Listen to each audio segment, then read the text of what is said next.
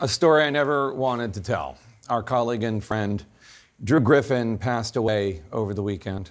Drew, as you know, was an outstanding journalist. What you may not have known is that he was an even better human being.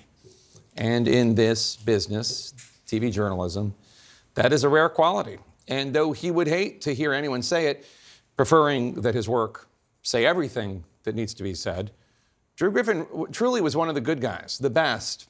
In fact, not just at CNN, but in life. He was tireless, he was honest, he was self-effacing, he was utterly devoted to his family. Every producer who ever worked with him will tell you that on the road, Drew was always thinking about the fastest and best way to do the story so he could return home to them. He'd do the work, he'd do it better than anyone, but he couldn't wait to get home. And often his work changed government. His investigations into charity fraud resulted in a nearly $25 million settlement with one of the largest direct mail operators in the United States. His investigations into the way the Veterans Administration was run sparked a complete overhaul of VA leadership. It changed the way veterans receive the care they need and deserve. Drew and his team earned a Peabody Award for that work, and he actually went to the ceremony, one of the rare exceptions he made to the life he preferred, which was away from the spotlight, allergic to accolades, but drawn to the work, drawn to the cause, and the ones his work truly counted so much for. It showed in his talent for getting people to talk to him, which was frankly legendary, matched only by his knack for getting answers for those who did not want to give those answers to anyone. Unless you've tried to interview someone who doesn't want to talk to you, you can't truly appreciate how difficult it is. And Drew was a master, fearless. Even when the person in question was a senator caught in the act of doing the very thing he had just spoken out against, getting cozy with high-dollar lobbyists after publicly chastising that same kind of business as usual. Just want to ask you why they're so important. I mean, you're not the only guy that does these. Everybody does I didn't really consent to an interview right now, I don't think. Well, I'm just wondering if we could ask you a few questions about why you have these, in general, why you have these kind of weekends for these lobbyists. Yeah. Politicians raise funds, and this is what we do. Do you like to do it? You spoke so eloquently about the disconnected not being represented. I just wonder, do you like this?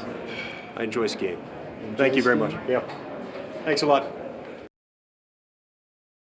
As good as Drew was with the chase, he was just as good at confronting lies with facts.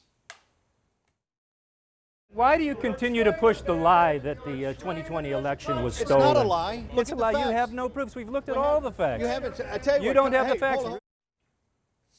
Drew was level-headed, sure-footed, a truly genuine human being. And in a business where cynicism is paramount, his sincerity shone through. His wife, Margaret, his 3 children, Ella, Louie, and Miles, his 2 grandchildren. You're all in our thoughts tonight. Drew Griffin was just 60 years old. Laura? So important to really address and think about his legacy. And I just remember, you know, I'm pretty new to this business, and he would take the time to write me the nicest emails of encouragement and just to say words of wisdom, words of advice, or just job well done, and to share and exchange in the work that he had done as an informal mentor in those ways. I'll never forget it, and I'll never forget the work that he has done. So I'm so glad to honor him tonight, and I think only of his family.